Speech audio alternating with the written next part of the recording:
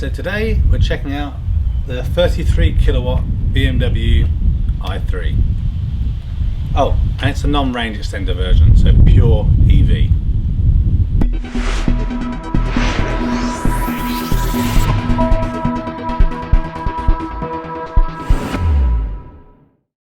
Okay, so here we are in the BMW i3. This is a 33 kilowatt electric vehicle, and this is a non-Rex version, which means it doesn't have a little two-stroke motorbike engine in here. So as with the rest of these tests, let's do things to see if it's going to be a good real-world comparison. So it's got this funky little gear sticky starty thing on the side here, which is quite cool. You just literally press forwards and then it starts going. So we're starting off and we're 100% charged, and we have a range of 126 miles according to this. So this vehicle, obviously being BMW, is rear wheel drive. It does, obviously, like all electric cars, have regenerative braking, but as far as I'm aware, and I'm going to find out over the next 24 hours, not regenerative braking that you can adjust. It's just one setting, that's it. So it'll be interesting to see how we get on with that. But it's supposed to be pretty quick, so yeah, that'll be interesting to get a feel for. So obviously, being in a BMW 4 Series myself, there's lots of things that are familiar in here, but I'll try not to overlook those for the sake of the video. But it's got the standard infotainment system, the iNav. They come in various different specs. These cars, this is, I think, a relatively basic spec, but just as standard, it comes with a decent amount of equipment. One thing to know about the i3 is, compared to the other electric vehicles in this sector, it is quite expensive. I think they start off at around £36,000. I spec'd one up just last night to the specification I wanted, again without the additional motor, because I just want to stay EV, and the price was like £44,000, so a lot of money. And obviously the thing you have to also realise, even though it's an electric car, any car that was registered from March, I think it was last year, if it's over £40,000, you're paying a lot of road tax initially on it. So I think it's like £410 or something. So that's something that needs to keep in mind, whether you're buying new or pre-owned. Something you want to consider when you're placing your order, or even say pick up that second-hand car. It's the original retail price that's going to get you stung for the tax. So because it's an electric vehicle doesn't mean it's no road tax. So in terms of kind of what things look like inside, we've got like a basic rectangular dash up front, and then we've got the main infotainment screen over here on the left, and the steering wheel is actually fully adjustable, so up, down, forwards and backwards as well. The seating position, I need to kind of mess around with it. It feels a little bit upright, and even though you think, well, at least I think the i3 is a small car, it is actually pretty big. There's a lot of space in the front cabin and in the rear. The real thing for me is the boot space. So there is a small little frunk area, really, where you keep all your cables, but the boot is really quite small. And so this is also one of the reasons why I wanted this car for 24 hours, is to understand how viable is it with that boot space to be a family car. So if we're going on a holiday, even to the airport, right, can you get in enough luggage for everybody? Also, the looks of the i3, they're a bit Marmite, aren't they? Some people like them, some people don't. I think it really, like a lot of things, it's colour dependent and the wheels dependent. Some of the i3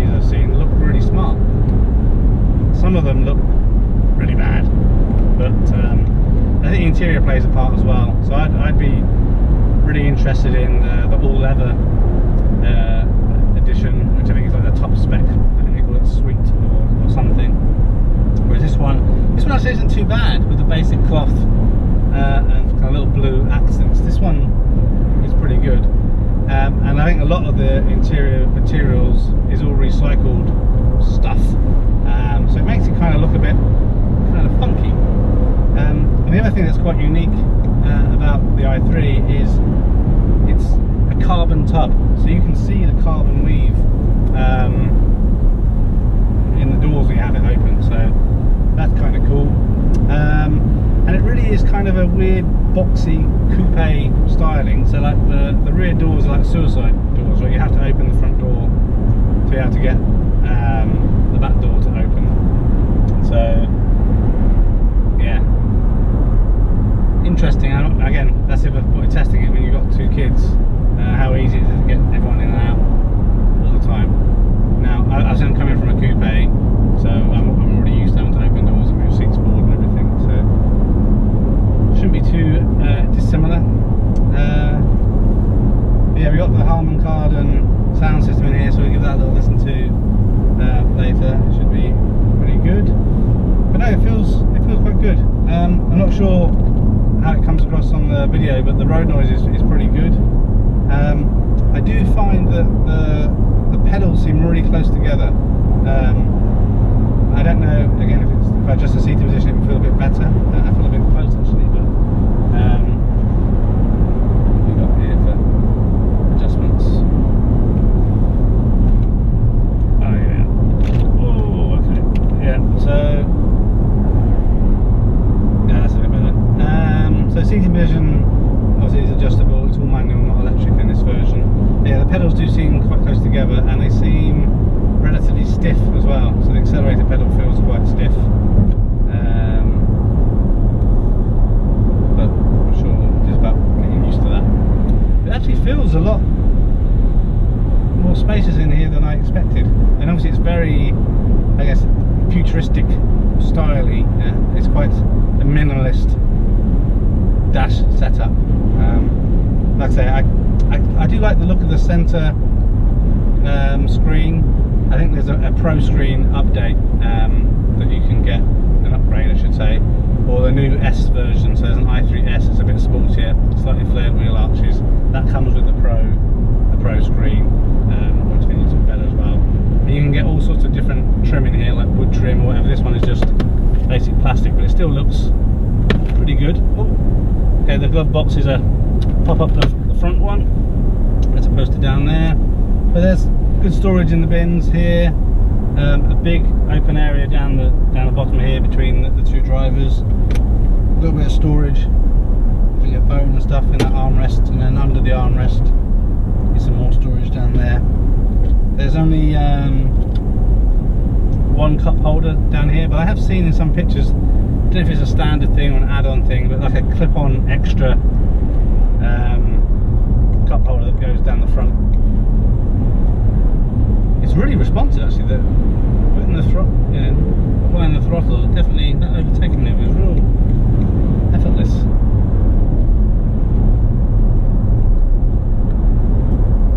Yeah,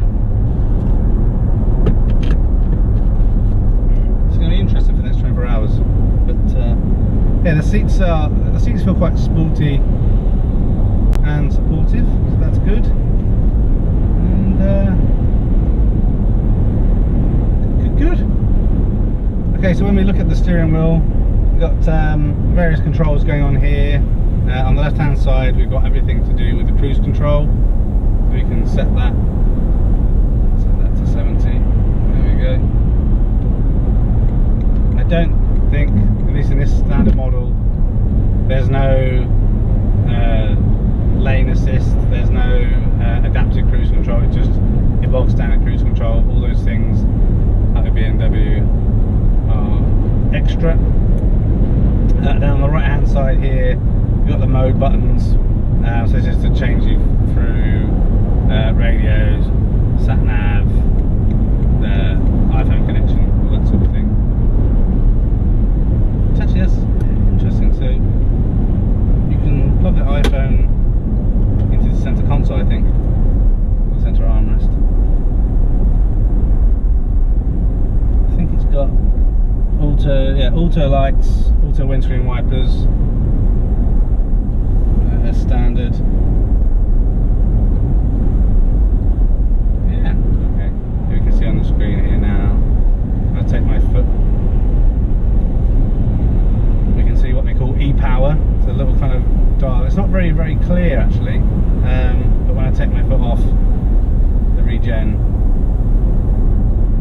super harsh actually, but like I say, if you can't adjust it, yeah, I wonder if you can just drive one pedal. Let's try that. I'm going to come off this junction here, currently doing 60. Come off. I do think this centre console thing for the speedo and stuff is a bit crappy. I think they could have done a better job making that look a bit smarter. Okay, so just 1 foot.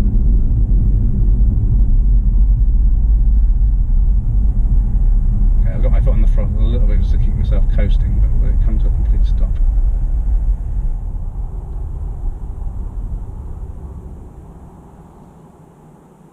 Yeah, so it is. I think it might be possible to one pedal driving with this car. I came to a complete stop without touching the brakes whatsoever. So yeah, we'll keep trying that out a little bit more. Yeah, back to this kind of funky stalk thing.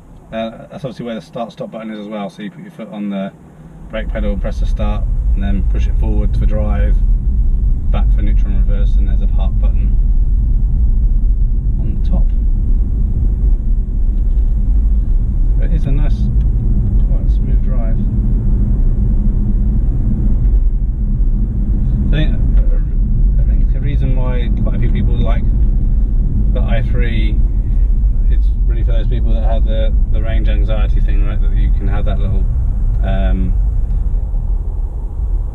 motorcycle engine in there. But I think the important thing, obviously, to consider with that is obviously it's great the fact you had the petrol backup. That is just charging. It never drives the wheels. It just applies charge to the battery. Obviously, it increases the weight because you've got a little motorbike engine in there as well. Obviously, increases the road tax, and also obviously it increases the range, well, increases the overall range, but decreases the range on just battery driving as well, because obviously it weighs more. Yeah, different things to research. Obviously, if you're interested in an i3 and that range extender, but for me, I want to go full EV or not bother. Still, for me, hybrid's still not what I'm interested in. So, hence just borrowing the pure EV version for 24 hours. I think obviously you get what you pay for in most things, right? And definitely with the BMW, even this basic spec, the build quality is pretty damn good. I think apart from these little plastics over the swooping dash area, they do seem a little bit cheap, and you can already see that even though they're satin finished, there's a bit of fingerprint magnet thing going on. But yeah, it's pretty good. And all the switch gear, obviously standard BMW stuff. There's nothing to be too disappointed there. Like I say, it is expensive. One thing that is interesting, obviously, lots of major manufacturers doing electric vehicles now. I spoke to BMW about what else they're doing. So obviously they have the i3, then they have the i8. Again, that's sports car, supercar type territory, and obviously really it's a hybrid, right? I think it does like 18 miles with the battery. It's not an electric vehicle. So apparently they're not planning to do like another electric vehicle for a couple of years. I think the next one is going to be an electric version of the X3. So that's quite a long way off. So if you are interested in a BMW electric vehicle right now, the only option is the i3 really. And like I said, I'm still not sure on the styling. I actually think this one looks pretty good. I think it's got the nicer wheels on it and everything, so I need to have a proper look around it. But so far it seems pretty decent. So I think with the one pedal driving, you'd have to, the regen isn't aggressive enough to just come to a complete standstill at normal kind of junctions on A and B roads, unless you're kind of really slowing off a lot earlier. But if you do coast, it will coast to a complete stop though. So when you take your foot off the brake, there's no creep. That's one thing about the our Hyundai Ioniq, it did have that creep, which is I guess where that auto hold feature comes in handy, but no creep with the i3. So what mode are we in now? So we're in, I guess, normal mode. Okay, so we've got comfort mode, we've got Eco Pro and Eco Pro Plus. A maximum range without climate control and with a limit of 56 miles per hour. So if I floor it, whoa, jeez, that accelerates really quickly. It went over the more than 56 miles an hour there. This is fast. Wow. Okay.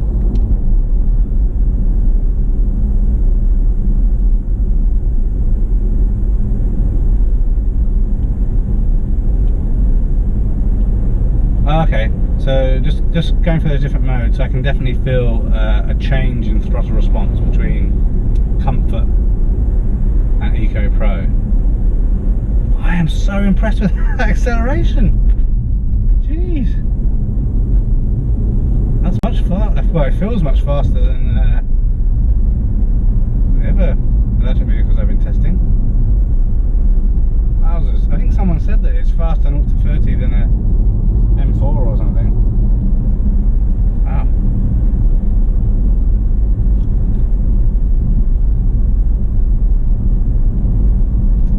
Okay, so there's a little button on the side of this big binnacle. That just resets the trip meter. I thought it might change displays or something. Okay, we've got that button on here. So, okay, right. Let's see what we got. So, by pressing this button on the left hand stalk, it says BC, we've got various things that we can see. So we can see total mileage, and on the right hand side, the current trip mileage. Press it again, and we've got battery percentage, now 92.5%. Then I guess what we got is the average miles per kilowatt hour, which is currently saying 3.8. And we've got the real-time power, which currently says 8.8 miles per kilowatt hour. We've got my average speed, the outside temperature, and then the time. Cool. Okay, so we'll have a proper look through the infotainment system a bit later.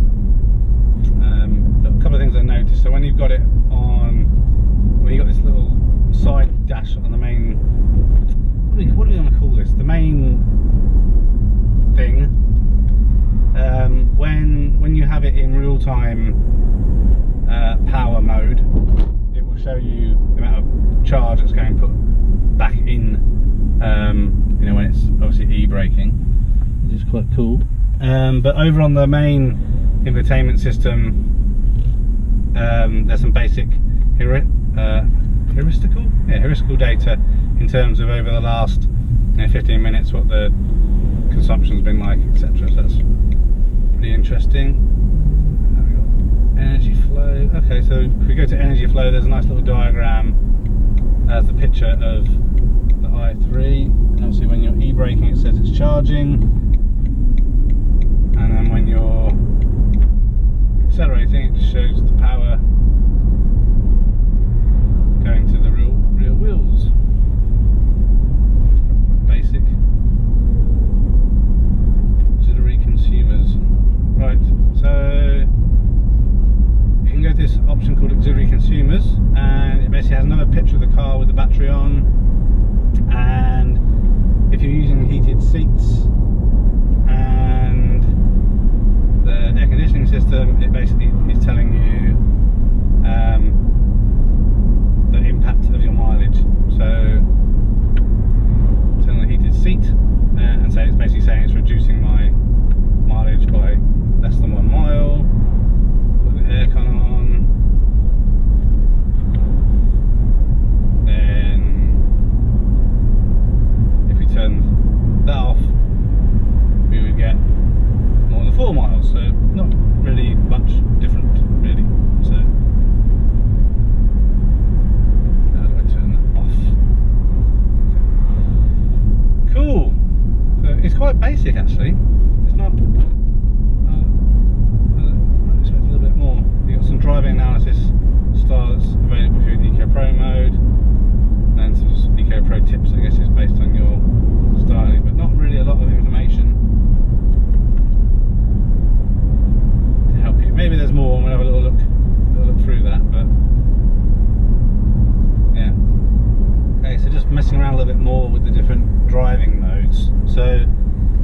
comfort mode, there seems to be no restriction on torque, power delivery or maximum speed. When you go into Eco Pro mode, one thing that happens is you get the little Eco Pro writing up on the dash, and you're limited, I say limited, progressionally limited to 75. So what that means is when you're just accelerating naturally, you won't go above 75 miles an hour, and the throttle is also restricted a little bit, so you have to push harder to get the acceleration out of it. Obviously, if you put your foot flat to the floor, so if you're overtaking, for example, it will go over 75, but it's basically naturally restricting you to 75 unless you push your foot all the way down. Then if you move into Eco Pro mode, then you get the Eco Pro little plus sign come up on the little dashboard area, and then you're limited in the same way as you were before, but this time to 56. So if progressional driving, it won't let you go over 56. Again, it feels like there is a slight more change in throttle restriction, and I think, and I need to kind of decide a little bit more over the next few hours, but I also think that the regenerative braking is more or less aggressive. So right now in Eco Pro mode, if I come off, relatively harsh.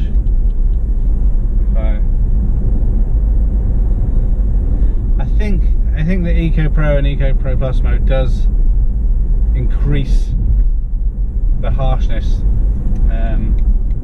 of the braking, so I need to check that out a little bit more.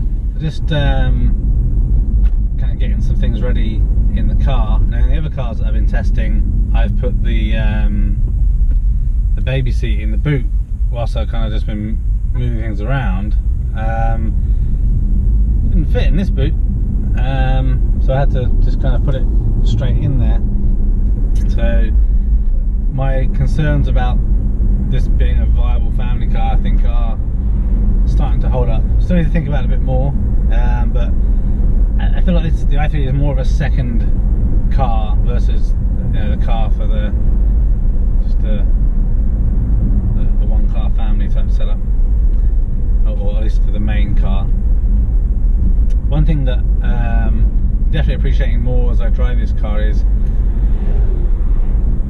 the really big kind of windscreen. Obviously the front of the car kind of drops straight off, so even though you're kind of sat quite a bit back as a driver, you feel like you have a really good view of the road. So, and I think just part of this minimalist design and the big open glass does make this feel like a quite a spacious vehicle. I am still impressed by kind of how much passenger space there is, and maybe in a way, I mean, you can never say there's too much passenger space, but I guess, I don't know if it makes more sense that they had slightly less passenger space and a little bit more boot space. I don't know, but I guess it's all part of BMW's strategy. I guess the thing that's just a bit disappointing that there isn't something bigger that you could decide to purchase. I mean, especially if you have a family that's really interested in EVs. BMW isn't, at least I don't believe, going to sell a two vehicle family, right? So obviously if you've just got no kids or anything, then yes, of course you could have an i8 and an i3 to mess about in, but if you've got kids and stuff and you're going on holiday and stuff, how are you going to get all your stuff to the airport? I don't think the answer's in this. It definitely wouldn't be in the i8. We'll see, maybe I'm wrong, maybe my opinion will change before the end of the 24 hours. But the infotainment system is very familiar if you're a BMW driver, and it does take a bit of getting used to this iDrive system. So basically you control everything down here from this centre console. It's basically like a big turning knob it's a big turning knob, but there's kind of a bit of a mouse as well, and also has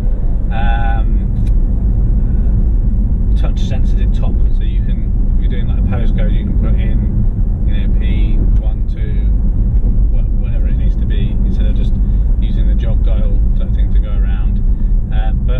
takes a bit of getting used to, then it does become relatively intuitive.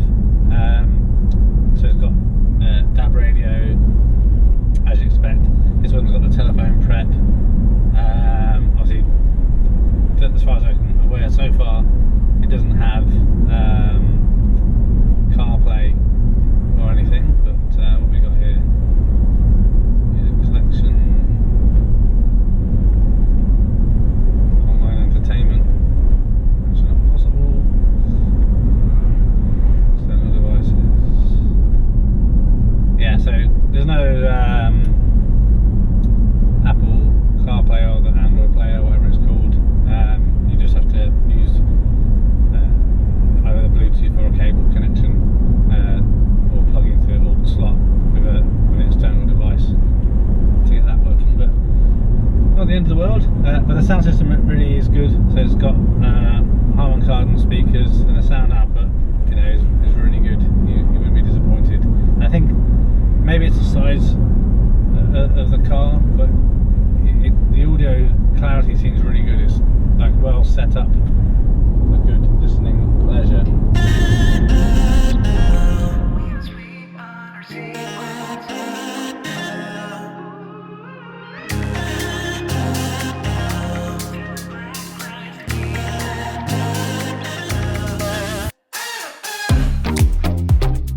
You and I, we're always on the edge.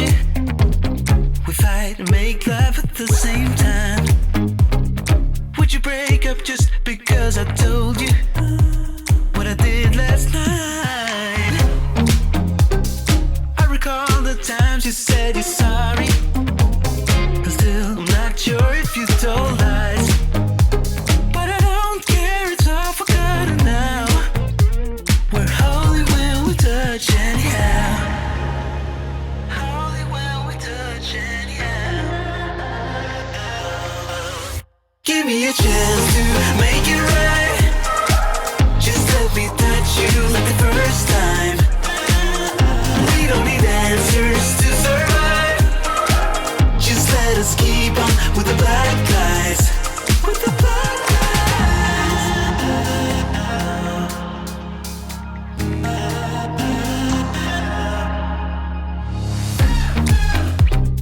Hanging up to see if you would call me. I miss you more when you seem too far away. And you can blame it all on me as long as we can find our way. Do you remember all the times we tried to stop this? Yeah, we end up the same every time. Cause when our bodies meet, there's nothing left to fight about. We're holy when we touch anyhow.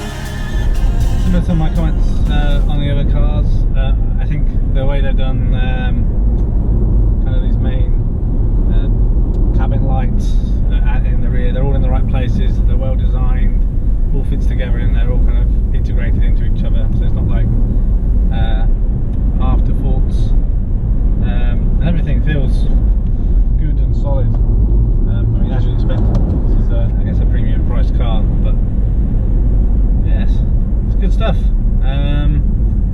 I would definitely think I would probably go for the slightly upgraded dash. Maybe don't like the wooden style. There are obviously other options, but this basic plastic dash feels a little bit tacky, but still solid, so no complaints there. But the performance of this car, that's the one thing that I am noticing.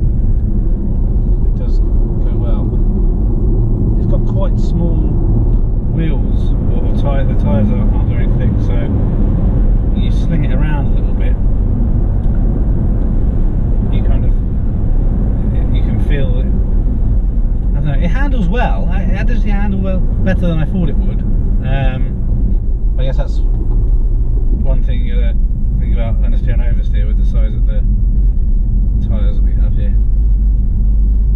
So it's pretty windy today, and it's been driving it through some nice country lanes and really going kind of through the twists at a decent pace.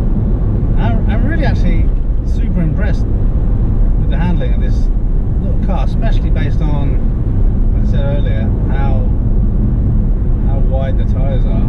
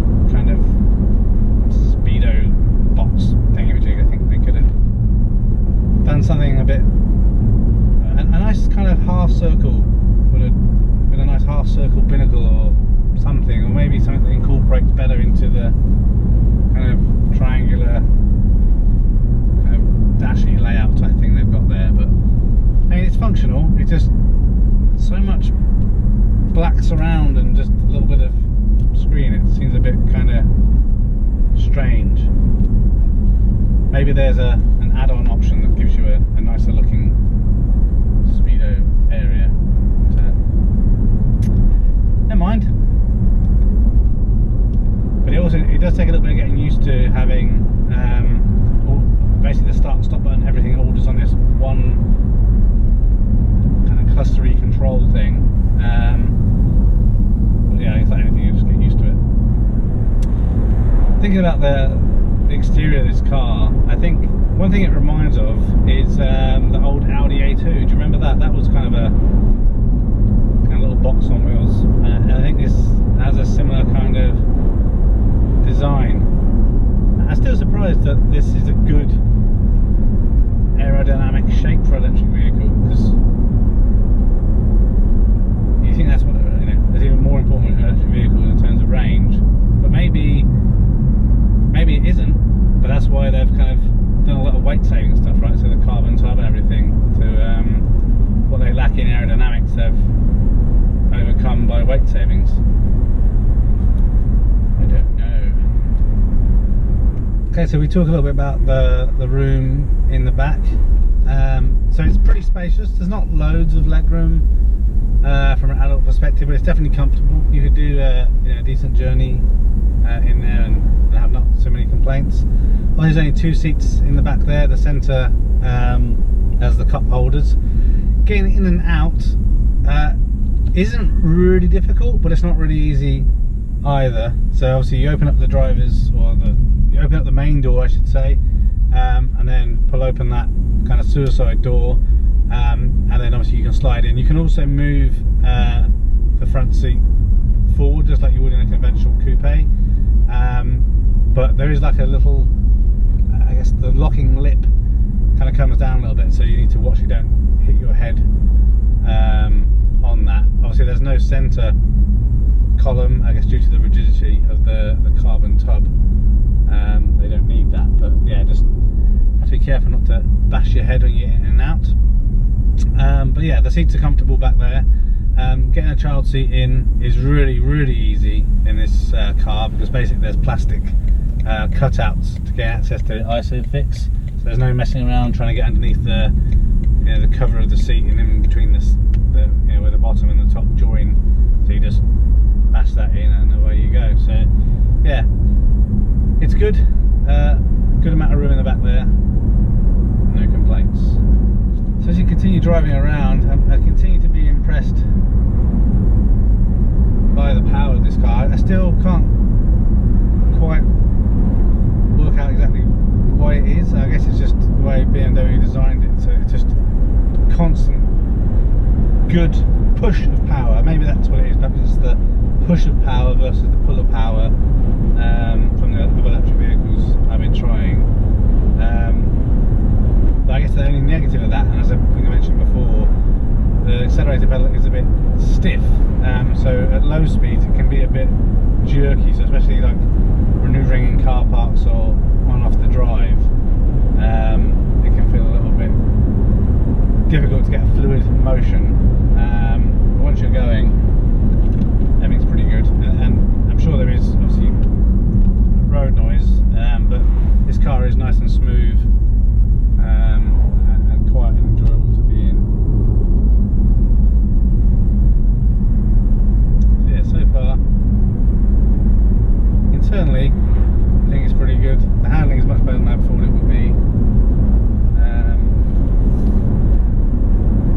Yeah, I'm still not used to this clustery thing for the gears. I keep on instantly looking for some buttons down here, and I guess that's because obviously your gear stick is normally there, right? Regardless of whether it's an automatic or a manual, so it makes sense that other manufacturers put the buttons down there. But I guess BMW decided in the future we're going back to the old American style where the shift is on the stick here, so perhaps the American market would be maybe more familiar or comfortable with this. I also found with the parking buttons on the top there, it feels like something should be on the end. So that's the parking does look long on the top, but the start stop should be on the end. I don't know, just it feels odd that you have to kind of put your hand through the steering wheel around the back there to get at stuff. But again, little things, but yeah, that's just the observation right now. Okay, so I've been doing a little bit more driving and also a little bit more research, and I'm kind of convinced that the regen isn't altering based on the different driving mode. So whether you be in Comfort or Eco Pro or Eco Pro Plus, it stays the same. I think a couple of things are happening. So in those Eco Pro and Eco Pro Plus modes, there are changes in terms of heating and cooling. But obviously, if you're not using that, it doesn't make any difference.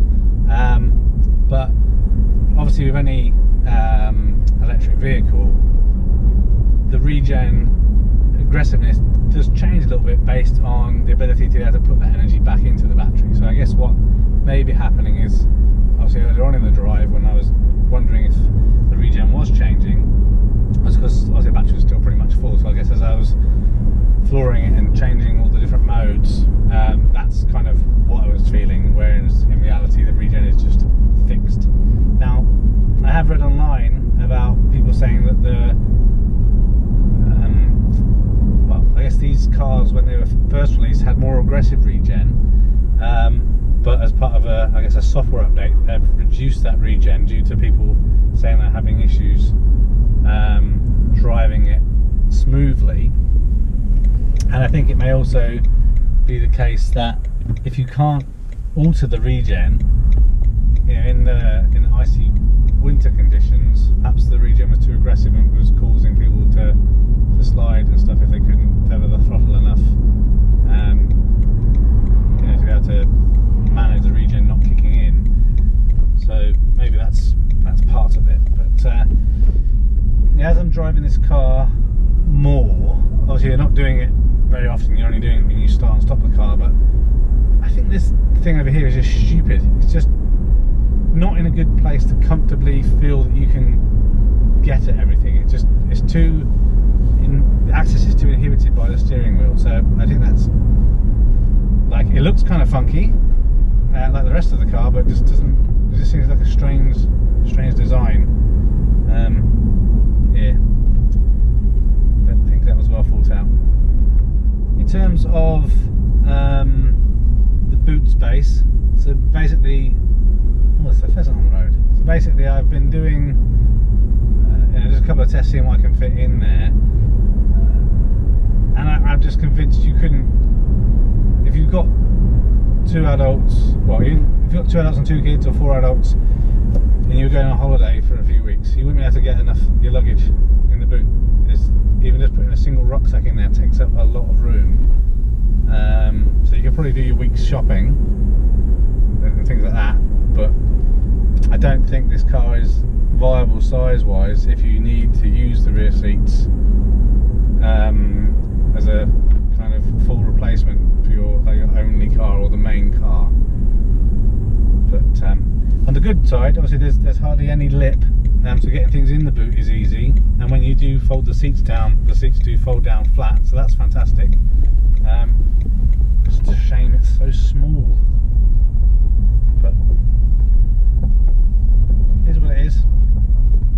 I guess it's not designed to be the only car in the family. So now it's getting a little bit later.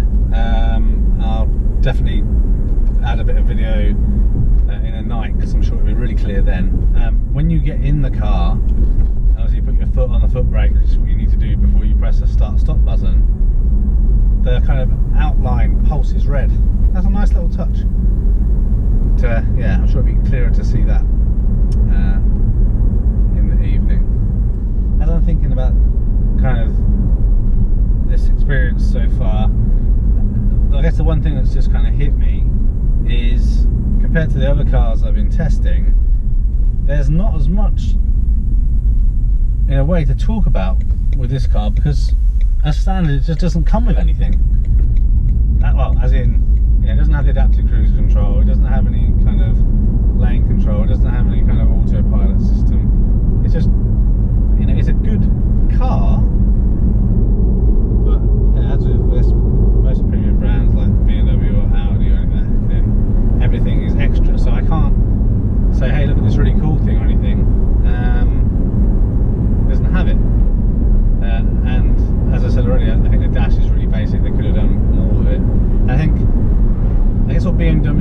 gone for is, I think there's definitely this minimalism type feel, which I think I do like that, but it's not, it doesn't feel, I guess, as futuristic-y in terms of electronics and dash and everything. Now maybe they've changed that, because I know, like I say, the i3S, the sportier one, has some revisions, and maybe they've got a bit more information, but it just, I don't know, it just doesn't seem, you know, good in terms of making you feel like you're in, I don't know if special's the right word, but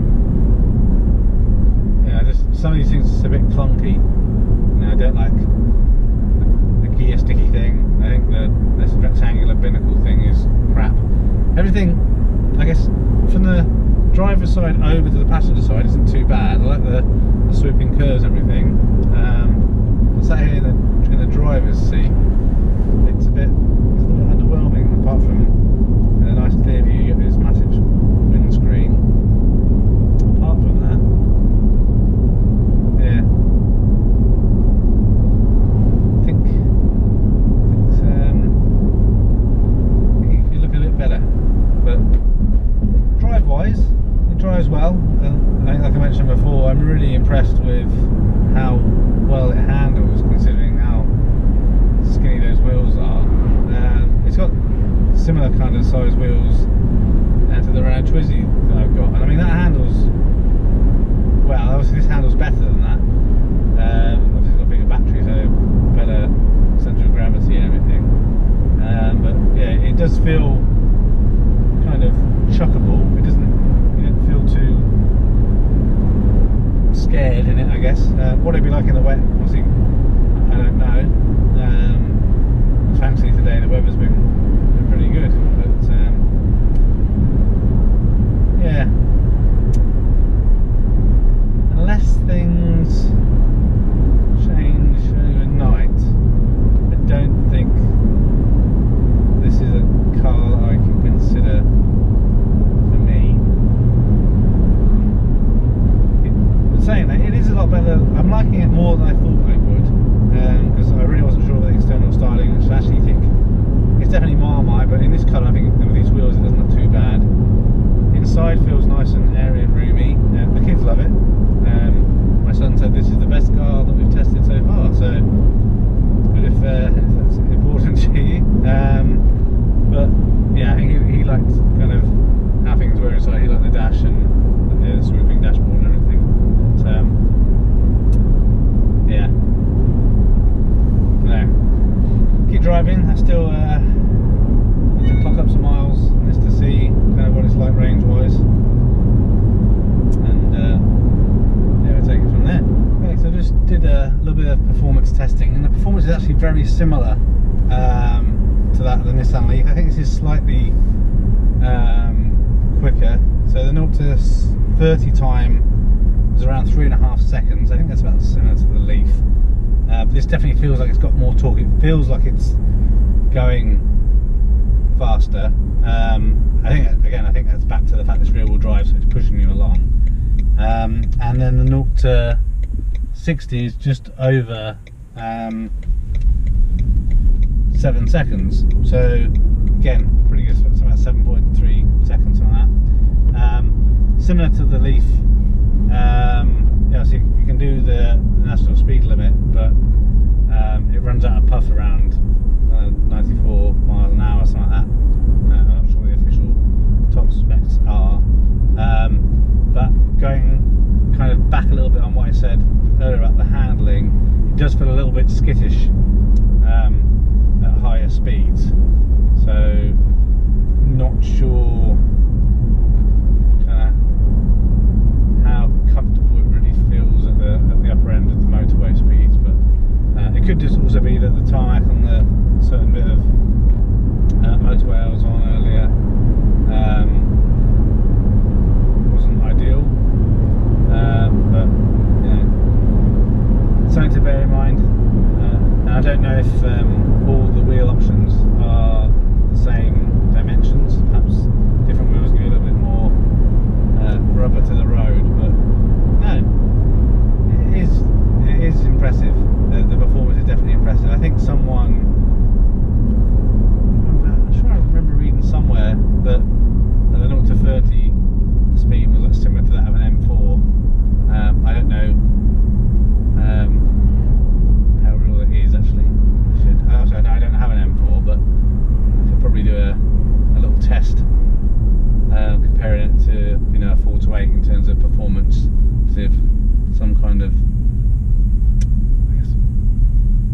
benchmark comparison. But yep. Oh, and the other thing that I did notice, obviously, with a couple of those kind of 0 to 30, 0 to 60 testing, is it feels that like at higher speeds, the regen is actually less aggressive. So kind of when you come off the throttle, it kind of just,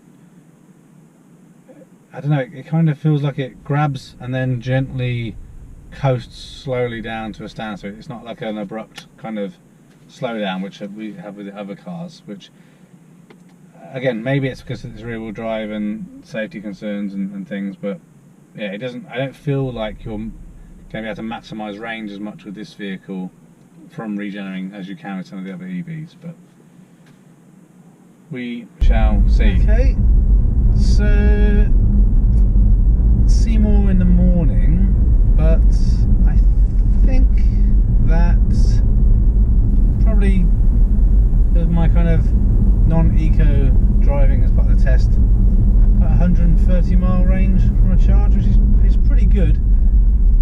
Right now it's saying I'm averaging about 4.5 miles per kilowatt hour, which is pretty good. A couple of cool things about the night time is when you unlock the car, it kind of lights up all blue inside, which is quite funky, and then when you open the car, then it has the white lights. There's this nice blue glow around the gear sticky thing, which is also quite good. The headlights are really good. They're xenons on this one, but when you go to full beam, you've got the crappy halogens, but you don't really need to use them too much because the main headlights are so good.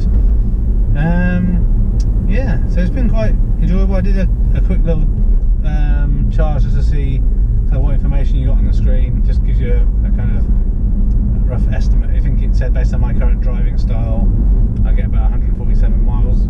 So, you know, 130-ish that I'm estimating myself.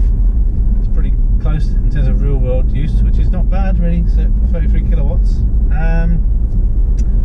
One thing not related to the nighttime or anything, these windows, they're frameless, but it really doesn't have anything to kind of sit up into, so you do get quite a lot of wind noise at higher speeds, more than in any other car that I've tested. And if you kind of push it gently, the window does move quite substantially, so I'd also be a little bit worried about, you know, security of items if you left them in the car, but yeah, the answer is don't leave anything in the car. But yeah, so finally heading home and get some rest before getting up tomorrow to end this 24-hour journey, and then I can give my thoughts on the experience so far. Okay, so at the end of our 24 hours of the BMW i3, so what do I think? So in terms of good things, I think the range is pretty good. So with a very varied mixture of driving, so motorways, A roads, B roads, some top speed tests, some acceleration tests. Even with all that, I've averaged around a 4.6 miles per kilowatt hour, which I think is really good. So remember, this is a 33 kilowatt battery in here, and what that means is like from 100% down to 0. By the time I finish this trip, I'll pretty much be down to 0. I would have done around 121 miles, which is pretty good on a single charge. And remember, this is the battery only version, there's no range extender, and so I'm pretty confident that if you drove in a more sensibly and kind of, you know, more economical way, then you'd easily see kind of 140, so that's good. The next thing I'd say is kind of a good and a bad thing. I like the fact that BMW kind of made a bold statement with kind of the external aesthetics of this car. Now, I don't like it. I've decided pretty much I don't like it, but at least they get why they do it, right? In terms of it's an electric vehicle, it's supposed to be futuristical, so you know, make a car that looks very different to the majority of cars on the road. So I get that, I think that's good. I like the large screen for the infotainment system. I think that works really well. I think the seats are comfortable inside. I like the minimalistic look, and it's open and airy, and I love the big windscreen. And I love the performance. The torque is immense. It really is. Obviously the 0 to 30, 0 to 60 is good, but when you're kind of going along, you need to overtake. The power is really there, and it's a real nice but aggressive delivery of speed. So I like that as well. And I think that kind of sums it up. I mean, I like the build quality. From a geeky perspective, I like the fact that you can see the carbon fibre in the door frames, and the sound system is really good. The Harman Kardon sound system is really good. So the things I don't like, unfortunately, there's quite a few of those. I don't like this stalk thing. It's difficult and cumbersome to get at. Yes, you're only using it twice per trip, I guess, unless you're doing lots of manoeuvring. It's still difficult getting in and at it. And you naturally just keep on thinking it should be down here, because I'm used to a gear stick being down there. I don't like this kind of steering wheel console thing. I think it looks ugly, and they could have done a much nicer job with that. I don't think that, aside from the minimalistic view that I mentioned, I don't think there's much in the way of information about the electric vehicle statistics. There's no information about what rate you're charging at, or battery temperature, and all these things. And perhaps the majority of people don't want that, but I think it's interesting to be able to see that sort of information. So I'm sad that that isn't available. Thinking about something. Oh, it's telling me I only have a range of 15 miles. I think there's a lot of wind noise in this car, and I think that's because of these windows that don't have any frames. If you push, the window will kind of bow a little bit, so I don't like that. I don't really like the exterior. Again, these are personal things, and the boot space is just rubbish if you're a family. So you put a couple of rucksacks in and you're pretty much done. I guess a good thing that I didn't mention is it is good that the seats fold completely down, so if you haven't got anyone in the back, you obviously do significantly increase your load space. But yeah, and I don't like these suicide door things, getting in and out. Even though it is easy-ish, it just seems a bit crappy.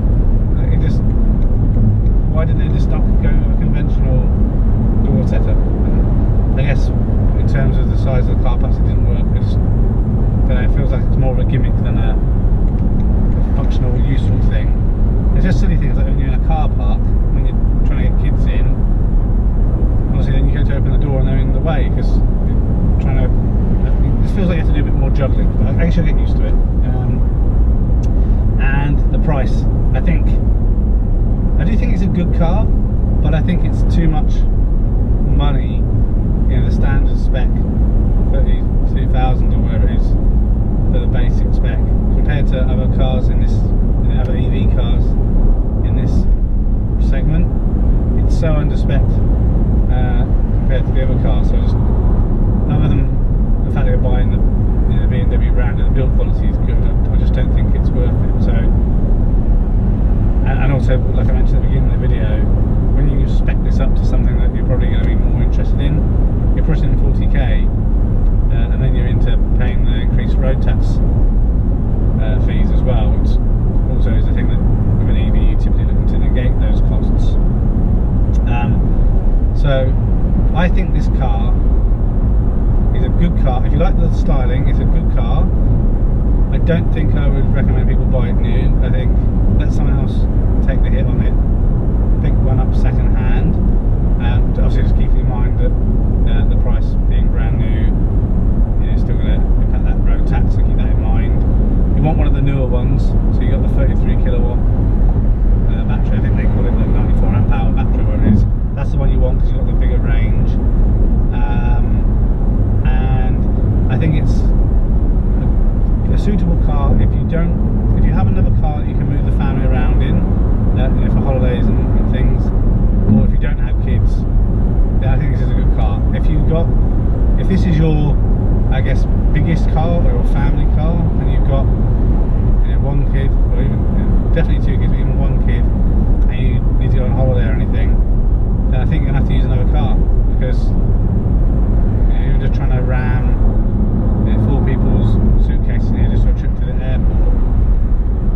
I mean, I guess you could do it and put some stuff on people's laps and everything, but it's not built for that. And like I said earlier in the video, BMW doesn't have an alternative. There isn't a